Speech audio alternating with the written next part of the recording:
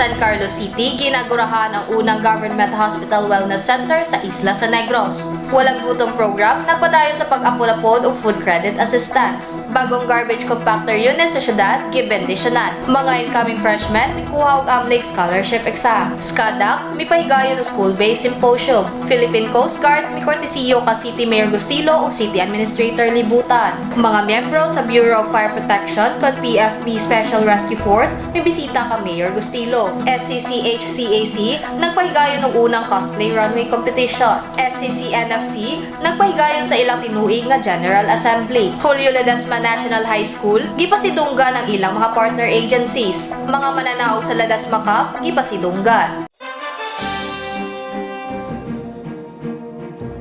Maayong adlaw, San Carlos. Kini ang Vamos News. Gikan sa City Information Office, kami naghatod kaninyo sa mga balita nga nagkalap sa balay lungsod ning Dakbayan. Ako si Kimberly Lumogda ug karon sa detalye sa mga balita. Opisyal nga giinagurahan sa lokal nga kagamhanan sa San Carlos uban ng San Carlos City Hospital ang unang Government Hospital Wellness Center sa Negros Island Region niadtong Pebrero 21 nga nagtimaan sa usa ka milestone sa pagpalambo sa accessible ug holistic healthcare alang sa komunidad. Ang bagong pasilidad adunay Patient and Staff Wellness Center, Pediatric Playground ug Therapeutic Zen and Meditation Garden nga nahimutang sa likod sa ospital nga gidisenyo aron suportahan ang recovery, mental well-being ug usa ka maamuhon nga palibot alang sa mga pasyente o mga healthcare worker. Gi-welcome ni Department of Health Con DOH Undersecretary Dr. Mary Ann L. Palermo Maestral usa ka pediatrician ang paglakip sa usa ka pediatric playground nga namatikdan nga ang maong mga luna makatabang sa pagsuporta sa pagkaayo sa mga bata ug paghatag og usa ka makapakalma nga palibot nga makapadasig sa mga pasyente o mga pamilya. Kiday gusab niya ang mga lokal nga gobyerno nga gipanguluhan ni Mayor Nato Y. Gustilo, mga hospital leadership ug mga kawani sa ilang pasalig sa accessible healthcare ug mauswagong mga resulta sa panglawas sa tibuok rehiyon. And a pleasant afternoon to everyone. I'm supposed to be somewhere else, but I told the secretary I have to go there and see what's happening. So it's an honor to be here this afternoon to join you. And almost 20 years with the province and I never stepped foot on San Carlos. Kung wala ko nag-DOH, wala ko kapa San Carlos. And now I realize, nakadako sang na-miss ko.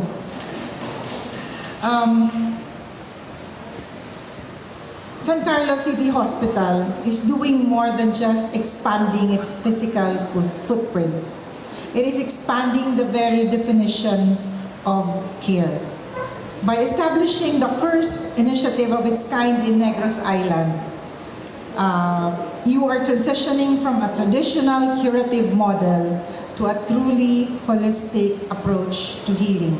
Gipasalig pag-usab ni City Government Department Head Dr. Renan Sanchez ang dedikasyon sa institusyon sa pagpalambo sa mga inisyatibo sa panglawas o kahayuhan ug maingon nga ang hospital magpadayon sa pag-una sa kayuhan sa pasyente ug sa kayuhan sa mga personahe niini. Dugang niya nga ang kusog ug bahagi sa syudad mao panglawas sa mga tawo niini. Si Gustilo misahad og dugang pondo sa syudad alang sa mga operasyon sa hospital ug ang pagpamalit og dugang hospital equipment sa syudad ug nagpresentar og 3D nga perspektibo sa gisug ka San Carlos City Medical Center. Of elected officials.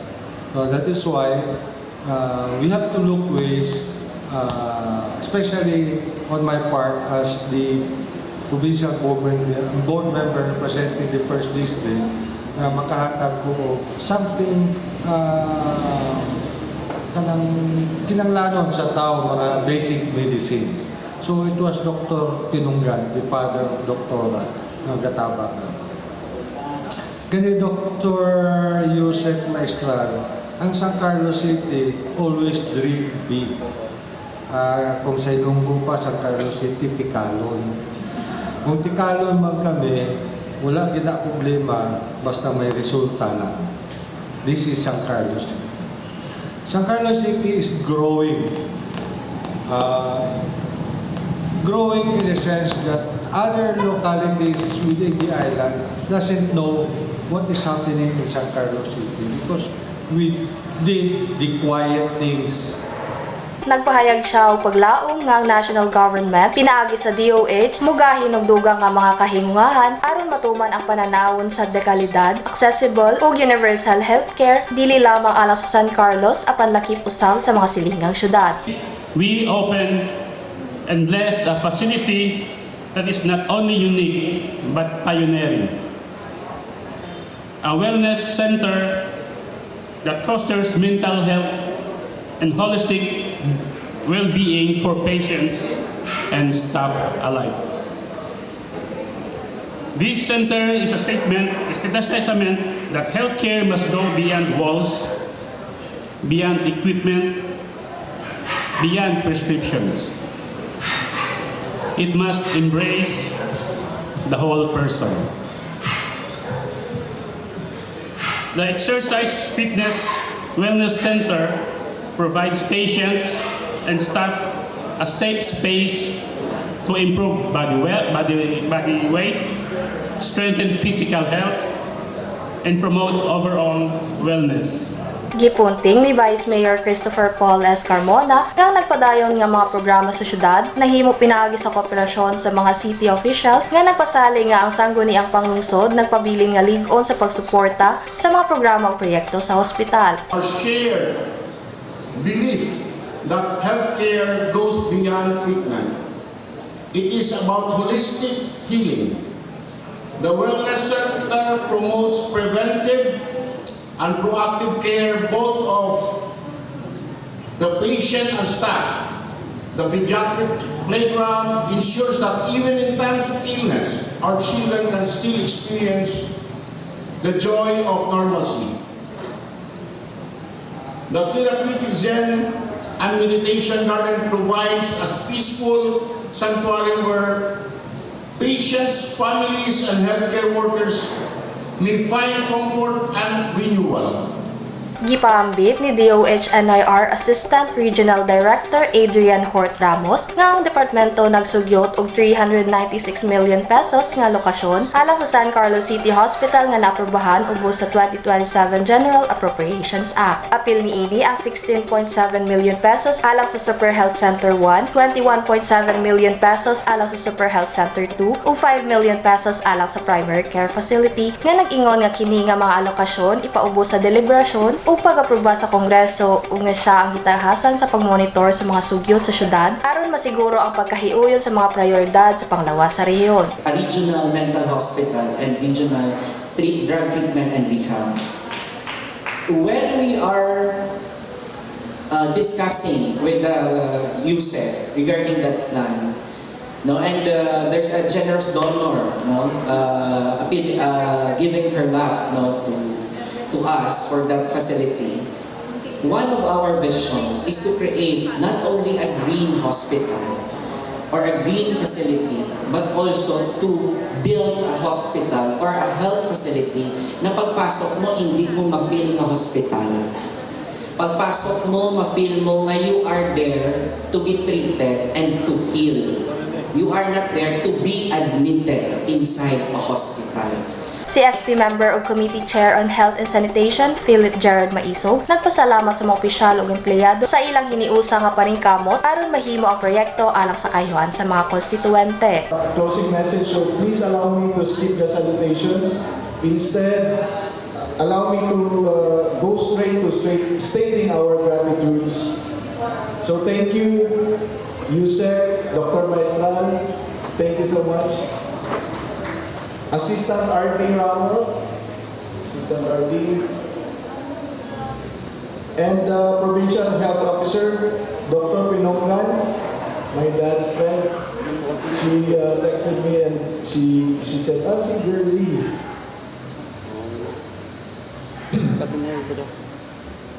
And to our visitors who traveled to be with us today, daghang salamat po sa inyo ang pag-share sa adlaw ninyo. Sa laing bahin, si Provincial Health Officer Dr. Maria Girlie Pinongan, may pahibalo nga ang probinsya modugang sa budget sa programa sa nutrisyon gikan sa 10 million pesos ngadto sa 30 million pesos din ang San Carlos City lakip sa mga benepisyaryo. And the pediatric playground as well as in meditation unit or area of space, because this is actually the first in the province and maybe the first in the region. Congratulations, no? Especially to Dr. Reyna Sanchez. Ma'am Sugar, I know, siya niya ang nagano sa ako na makadugid-ilang taon, gid ang inyong mga facility, no? Because, it's one na una-una gid, no? Especially in a hospital setting. No, as we actually in the province of Negros Occidental, especially the provincial health office, we are promoting healthy communities, no? So isa na niyang ginanantaw when it comes to universal health care, no? So healthy communities ginapromote. That's why I'm also bringing gidala ko gid ang amon nga mga coordinator sa aton health promotion unit, no? Ari si Miss Jaya Elsiani ang head, and then may staff kami para makita nila kung ano ang ginahimo sa San Carlos City. No? Ang kalihukan natapos sa paghatag sa mga certificates of recognition ngadto kang DOH Undersecretary Maestral, Assistant Regional Director Ramos, Provincial Health Officer Pinungan, ug uban pang mga lipasidunggan nga gisaksihan sa mga opisyal sa syudad ug mga local functionaries. Ang mga bisita may courtesy visit usab kang City Mayor Renato Y. Gustilo sa City Mayor's Office ug mabisita sa City DRRM Operations Center sa City Hall Annex Building. Mitambong usab atol sa pagbendisyon sa pasilidad mo sila si LGU Vallehermoso Mayor Aloma Monica Serion, Vice Mayor Marian Gustilo, SP Gerardo Valmayor III, SP members Joseph Mark Antonio, Arthur Batamalake, Philip Gerard Maisog, Jeffrey Hidalgo, ug Liga President PB Joselito Lopez, kanhi SP member Wilmer L. Yap, mga representante gikan sa 1st District sa Negros Occidental Health Offices, DILG CLGOO John Christopher Rigondin, DOH NIR Representative Rial M. Jadenes, mga kawali sa Provincial Health Office ug mga trabahante sa San Carlos City Hospital ug Health Office. Ang Walang Gutom 2027 program o WGP sa Department of Social Welfare and Development, con DSWD NIR, nagpadayon sa paghatag og food credit assistance ngadto sa mga benepisyaryo niadto Pebrero 20 sa MAP Minimart Daplin sa Eco Tourism Highway. Dili mobo sa 40 ka benepisyaryo gikan sa barangays 1, 2 ug 5 ang nakadawat sa maong hinabang. Ang ayuda naglakip sa mga batakang pagkaon sama sa bugas, karne sa baboy, mantika, itlog, pan, bihon ug mga utanon ug prutas nga gihatag pinaagi sa partner retailer nga Maria Antonio Pio Enterprises Incorporated. Matud ni Roderick Nemenzo, WGP Community Engagement Coordinator, ang mga pag-apod-apod kabahin sa gipalakdan nga implementasyon sa programa nga nagsugod ni atong Disyembre 2025. Sa 500 ka beneficiary sa programa, 40 pa lamang ang kwalipikado sa kasamtangang redemption cycle. Dugang niya sa wala pa ang paghatag sa ayuda, gioryan una ang benepisyaryo kabahin sa ilang mga responsibilidad ug sa mga lagda nga kinahanglang sundon panahon sa redemption. Gikinahanglan usab sila nga motambong sa binulan nga mga sesyon nga kabahin sa programa. Gipasabot usab ni Nemenzo nga mga benepisyaryo kinahanglan magpakita og valid ID panahon sa pagkuha sa ayuda. Ang mga kwalipikado hatagan og EBT card nga para lamang sa maong inisyatibo o gamito sa pagtubo sa ilang food assistance. Ang kani atong bag-o karon nga beneficiaries mao ni ang bagong nasulod sa scale up atong last December 2025. So out of 500 plus 40 lang ang nasulod sa system. So mao lang ni sila karon ang i-feature sa atong retailer partner sa Walang Gutom program. So kani akong gi-discuss gayon na mao ni ang dapat nilang ilang timan-an nga mao ni ang guidelines. Dili sila pwede o dili sila mo sunod.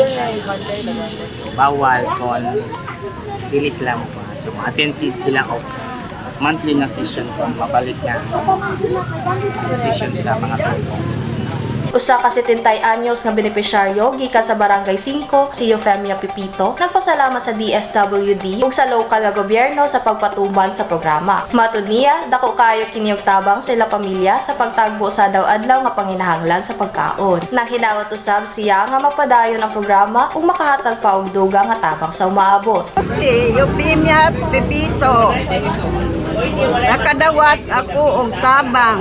Daghang salamat yun sa mga tao nga nang naluoy kanamo. Daghang salamat. Pila na imong edad na? 75. 75. Taga-asa man ka na? Sabi ko, ay, San Carlos. Sa barangay 5. Barangay. Ako, barangay 5 ko. Mitambong usab ug mitabang sa pag-apod-apod ang social worker sa City Social Welfare and Development Office nga si Kimberly Panuelo. Ang lokal nga kagamhanan sa San Carlos pinaagi sa City Environment Management Office, CONSEMO, nagpahigayon og blessing sa duha ka bag-ong napalit nga 12 CBM garbage compactor units niadtong Pebrero 18 sa Eco Center sa Barangay Guadalupe. Ang duha ka unit nga gipunduhan ubos sa purchase order number 26010013 nga gipitsahan Enero 27, 2026 ipalit aron mapalig-on ang kapasidad sa pagkolekta sa basura sa syudad. Si City Environment and Natural Resources Officer Engineer Loreto Sanchez mingon nga ang SEMO nangayo og dugang nga garbage compactors aron matubag ang nagkadaghang basura sa syudad nga nag-ingon nga mga units gamiton sa rotation o pagkolekta sa basura gikan sa mga panimalay. Ang syudad karon nagpadagan og 7 ka garbage truck ug 5 ka garbage haulers nga anaa sa maayong kondisyon. Ang mga units gibenisyonan ni Reverend Father Janicio Nacario Jr. nga gisaksihan sa mga personahe sa SEMO. This afternoon, ay paghimo nga blessing sa atong bagong i-complete. Baliduhan ni siya ka 12 cubic meter na garbage compactor. Brand new ni siya. So kani siya gi-request po ni nang sa SEMO as dugang sa atong mga garbage truck. Kay kung atong tanawon, although nga mingon ta daghan ta garbage truck, pero sa wear and tear sige na to gamit almost 18 to 24 hours isahin mag double shift. So tendency jud nga makuan gyud sa wear and tear og mga buba pud ba. Di mo minus 50 ka mga estudyante gikan sa silingang mga syudad sa San Carlos ang mitake sa scholarship examination alang sa Accelerating the Mission of Learning and Inclusive Growth CON-AMLIG Scholarship Program niadtong Pebrero 21 sa City Auditorium. Ang AMLIG Scholarship Program nga gipunduhan sa probinsya sa Negros Occidental ubos sa pagpangulo ni Governor Eugenio Jose V. Lacson gitanyag alang sa mga bagong freshmen nga nagkabot sa academic o financial requirements sa programa. Sa pakigtimbayayong sa National University Bacolod, ang scholarship naghatag full coverage sa tuition and miscellaneous fee aron suportahan ang mga estudyante nga may kapasidad sa pagtuon apan adunay kalisod sa financial alang sa pagpadayon sa ilang pagtuon sa institusyon. Matod ni NU Bacolod Administrative Support Personnel Merites N. Garcia, nga ang AMLIG program nagsugod ni adtong miaging tuig ug karon adunay labing menos sa 62 ka mga scholar, uban pa ang gilauman nga madugang gikan sa nagpadayon nga mga eksaminasyon. Nagpasalamat usab si Garcia kang City Mayor Nato Y. Gustilo sa pagtugot nga ipahigayon ang eksaminasyon sa syudad ug kang Governor Lacson sa pagpasiugda sa programa nga naghatag og kahigayonan sa mga kabatan-unan nga makapadayon sa mas taas nga edukasyon nga walay kabug-aton sa bayronon sa tuition. So yung mga kinikater naman namin, sir, as long as pasado sila sa requirements namin. Yung grade requirements, of course, no grades below 85 in all subjects po sa grade 12 nila. And then pasok din po sila dapat sa 360,000 combined annual income ng family nila kasi yung may mga marginalized kami.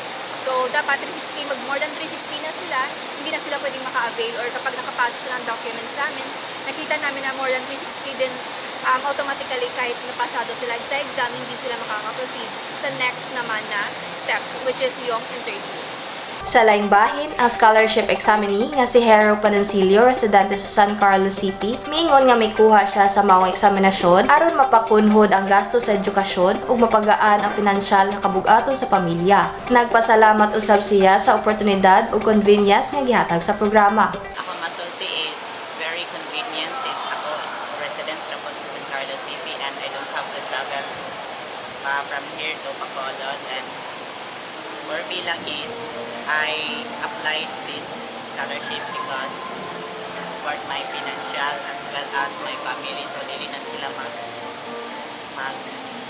na pa tayo if madawat man ko ani scholarship sa sa tuition but other than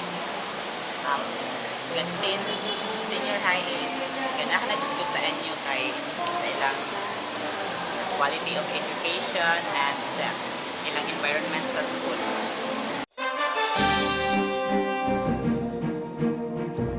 Ang San Carlos City Anti-Drug Abuse Council, CONSCADAC, uban ng Philippine National Police, PNP, nagpahigayon ng usa ka school-based symposium kabahin sa drug abuse prevention alang sa senior high school students sa Julio Ledesma National High School ni atong Pebrero 19. Gihisgutan, iskadak staff Ranbert De Leon ang gigikanan sa mga droga, pagsubay sa herbal o sintetikong mga substansya, ug ang makadaot nga mga epekto sa illegal nga droga sama sa mga depressant ug hallucinogen. Samtang si PCPL Liza de Lima sa PNP San Carlos City naghisgot sa Republic Act No. 9165 o ang Comprehensive Dangerous Drugs Act of 2002 nga nagpatinaw sa mga nagunang provision niini ug ang mga silot nga gipahamtang sa mga malapason. Ang Philippine Coast Guard, PCG, nagpahigayon ng courtesy visit kang City Mayor Renato Y. Gustilo ug City Administrator Attorney Estefanio S. Libutan Jr. niadtong Pebrero 20 sa ilang matag opisina. Ang grupo gipanguluhan ni Commander Artzel M. Anakan, PCG, Deputy Commander, Coast Guard District Southern Visayas, ug Acting Station Commander sa Coast Guard Station Northern Negros Occidental, uban ni Ensign Dendan O. Flores, PCG, Substation Commander sa Coast Guard Substation San Carlos. Matud ni Anakan, ang ilang pagbisita gitumong sa pakig-koordinar sa city government ug paghisgot kung unsaon sa PCG pagtabang sa syudad, samtang ginabuhat ang ilang mga katungdanan, lakip na ang maritime safety, marine environmental protection, search and rescue, maritime security, ug maritime law enforcement. Dugang niya nga ang gawa sa pagmintinar sa kaluwasan sa publiko, nag-organisar usab sila og mga training program alang sa mga local government unit sama sa water safety ug solid waste management. Matud usab niya ang pakigtimbayayong sa local nga mga ahensya ug stakeholders makatabang aron masiguro ang proactive ug empisyenteng maritime response. Render kami courtesy call. Nandito kami sa area to serve, willing to serve. Kung anong mga service na Coast Guard na pwede namin ma-contribute sa LGU, especially sa coastal areas, sa maritime areas natin. Dito ang Coast Guard ang kami mag-serve o dito mag-assist sa LGU. Ay ang Coast Guard, we have 5 functions. So 5 functions ng Coast Guard, nandiyan si maritime safety, marine environmental protection, search and rescue, maritime safety, saka maritime law enforcement. So sa 5 ka-function ng Coast Guard, 4 yun ang related sa public safety. So kami nag-check ng mga vessels natin kung seaworthy before umalis. And then yung mga advisory natin sa weather, then yung safety ng mga small fishermen. At the same time, may mga training kami na pwede offer sa LGU, just like yung water search and rescue, water safety, related naman sa environment, yung solid waste management. Matud usab ni Flores nga ang presensya sa PCG makatabang sa pagsiguro sa kaluwasan o seguridad sa mga komunidad sa kabaybayonan, pagsuporta sa paspas nga responde panahon sa maritime emergencies ug pagpaligo sa koordinasyon sa lokal nga otoridad sa pagpanalipod sa marine resources o pagmintinar sa kalinaw o kahusay sa kabaybayonan sa syudad.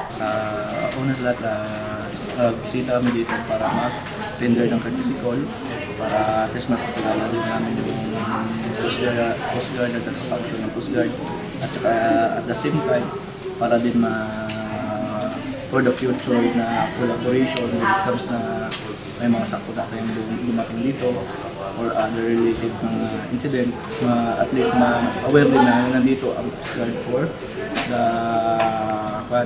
nandito ang Coast Guard para magbigay ng tulong, either kung anong tulong magbibigay namin, either incident man yan or calamity man yan, at saka or collaboration ng Coast Guard at saka ng city. Labing menos 30 kapiniling miyembro sa Bureau of Fire Protection kon BFP Special Rescue Force ang mabisita kang City Mayor Renato Y. Gustilo ni atong Pebrero 19 sa iyang opisina. Ang grupo nga gilangkuban sa mga partisipante gikan sa nagkalain-laing probinsya sa Negros mo representar sa Negros Island Region kon NIR sa National Fire Olympics nga ipahigayon sa Oroqueta City sa Marso 20 hangtod 25 ning tuiga. Si San Carlos City Fire Marshal Erwin Johannes Gimotea uban ni Talisay City Fire Marshal Joshua Shane Zaspa, uban ni Talisay City Fire Marshal Joshua Shane Zaspa, nagpasalamat kang Mayor Gustilo sa pag-akomodar sa mga atleta. Nandito po kami kasi nag-courtesy call po yung players natin sa BFP na magre-represent sa buong NIR sa National Paralympics to be held at Oroqueta City this coming March 20 to 25.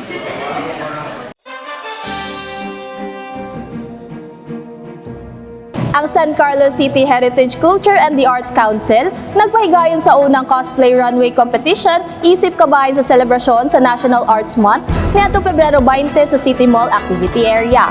Dili mobos sa 16 ka mga cosplayer ang misaka sa entablado aron ipakita ang ilang mga karakter o pagkamamugnaot pinaagi sa costume o performance. Ang officer in charge sa SCCHCAC nga si Engineer Magnolia Antonio mingon nga ang cosplay nagsilbi nga usa ka makahuluganon nga porma sa pagpahayag sa kaugalingon o paghupay sa stress nga midugang nga kini naghatag sa mga partisipante og positibo nga creative outlet ug nagpakita kung giunsa ang arte mahimong usa ka paagi sa kinabuhi. Maybe one of these days we will also have our cosplay carnival. No, maybe we can consider that our cosplay festival. Sir, no? Maybe one of these days we will look forward, no, to that.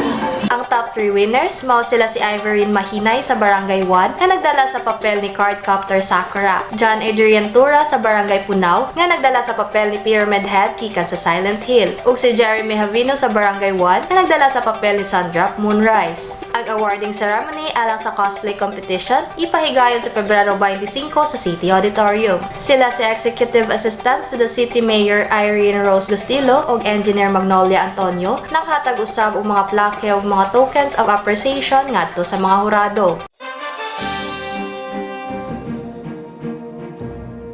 Ang mga miyembro sa San Carlos City Negros Football Club kon SCC-NFC nagpahigayon sa ilang tinuig nga kinatibuk ang assembleya ni atong Pebrero 17 sa Consuelo Alger Community Center. Ang mga referee, coach ug mga ginikanan gikan sa lain-laing local nga mga football club mitambok sa maong meeting aron ihanay ang mga programa, mapaligo ng koordinasyon ug suportahan ang mga paningkamot sa club sa pagpalambo sa grassroots football development sa syudad. Gisgutan ni SCC-NFC Vice President Francis Roy Barcuma ang kinatibuk ang mga guidelines sa club, samtang gisgutan ni Technical Director Elvin Marceliana ang mga tahas o relasyon sa coach o mga ginikanan, ug gisgutan ni Board of Directors kon BOD members Attorney Gamaliel Nardo ang ethics ug disiplina sa football club. Si SCC-NFC President Pocholo Yuvienko mingon nga ang assembleya nagpunting sa pagpalig-on sa coaching development ug pagporma og mga developmental league sa syudad. Giawhag usab niya ang mga coach nga aktibong moapil sa programa ug gipaambit nga ang Philippine Football Federation kon PFF nagdasig sa mga ginikanan sa pagtambong sa mga assembleya o makalihukan sa club aron magpabiling updated kabahin sa mga proseso o programa sa club. Nagpasalamat si Yuvienko sa local nga kagamhanan nga gipanguluhan ni Mayor Nato Y. Gustilo, Vice Mayor Christopher Paul S. Carmona, Congressman Julio Ledesma IV ug mga miyembro sa sangguniang panglungsod sa ilang padayon nga suporta. This year, ang focus nato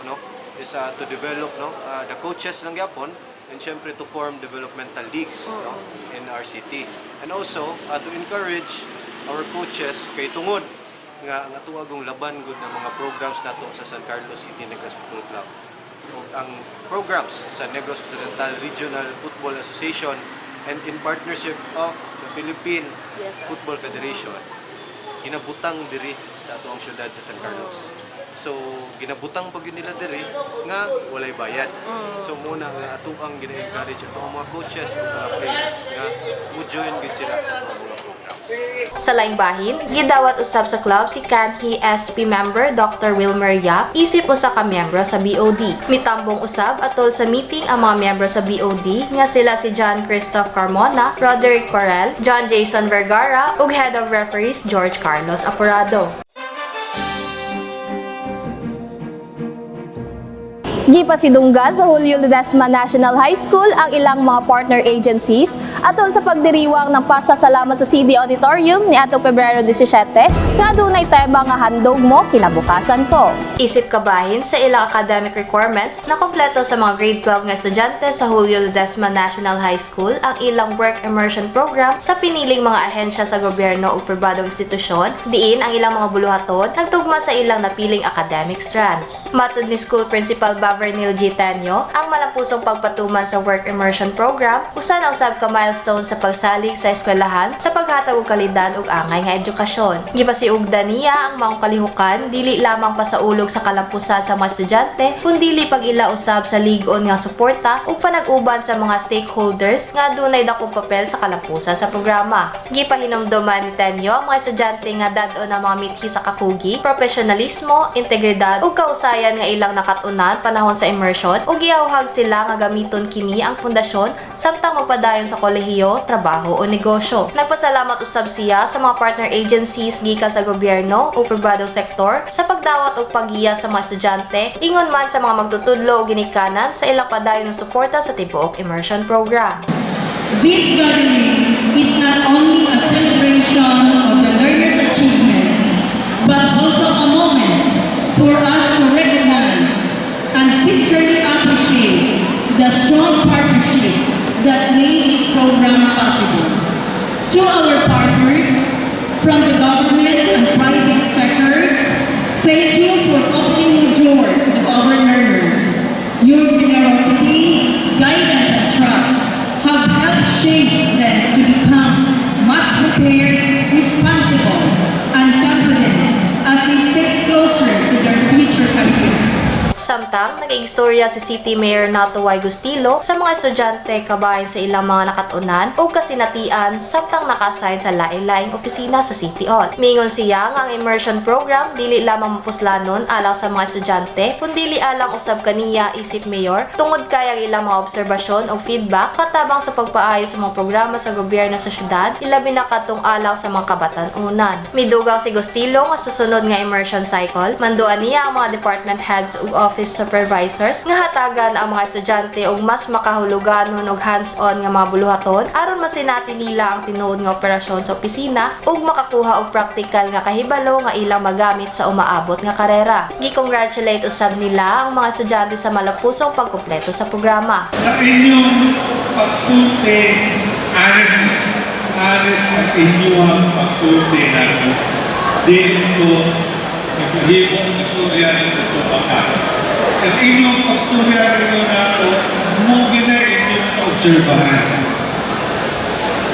So sa inyong obserbasyon, siguro it's high time, but by tomorrow I will tell all the department heads, next immersion program, give a bigger responsibility to those students that will get involved in the immersion program para naamin kung saan yun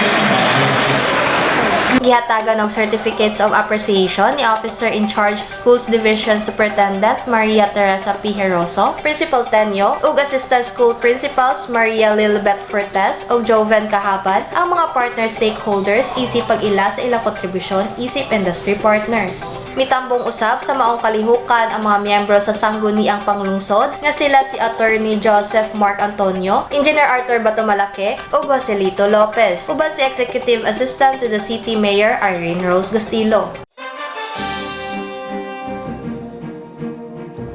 Gipasidunggan sa San Carlos City Tennis Association, Consacata, ang mga mananaog sa Ledesma Cup with Julio Ledesma IV National Juniors Tennis Tournament Group 2 niadtong Pebrero 16 sa San Carlos City Tennis Center. Ang torneo nga giaprobahan sa Philippine Tennis Association, CONFILTA, ug Unified Tennis Philippines, CON-UTP, giapilan og labing menos 120 ka mga magduduwa gikan sa tibok Pilipinas, di na mga partisipante adunay usab higayon nga makakuha og bililhong UTP Elite 8 points. Si Vice Mayor Christopher Paules Carmona, si Kata Sports Coordinator John Christoph Carmona ug General Manager Jackie Toma Cruz ang nangulo sa seremonya sa paghatag og mga tropeyo sa mga mananaog. Ang mga mananaog naglakip Sa 12U Division, Boys Singles Champion Van Ayan Gayranod, Boys Singles Finalist Liam James Oscar Harrow, Girls Singles Champion CS Donna Rose Olavides, Girls Singles Finalist Micaela K. Chavez. 14U Division, Boys Singles Champion Shanwin Calagos, Boys Singles Finalist Cristiano Mateo Kalingasan, Girls Singles Champion Maria Angelica de la Serna, Girls Singles Finalist Rosie Drew Paliwag. 16U Division, Boys Singles Champion Matthew Morris, Boys Singles Finalist General Antonia Espinosa, Girls Singles Champion Kathleen Bugna, Girls Singles Finalist Michelin Alexa Crespero. 18U Division, Boys Singles Champion Matthew Morris, Boys Singles Finalist Riz Jun Labindao, Girls Singles Champion Kathleen Bugna.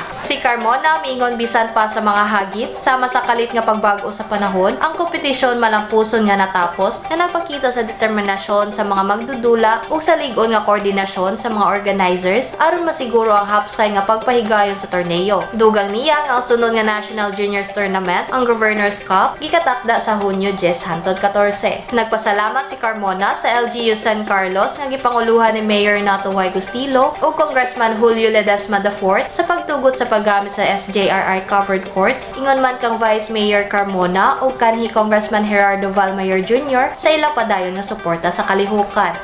It started 3 years ago when Vice Mayor Criston asked Kong Jules na if pwede, we can make a tennis tournament with his name. And so he agreed, and luckily the following years he still said yes, and then now we are on the third Ledesma Cup. It's a very successful tennis tournament for the age group. Since the beginning of the Julio Ledesma Cup, we have fully booked it since the first tournament. Fully booked. Dagan puno permi og players. Dagan kay mo appeal from different cities around the Philippines.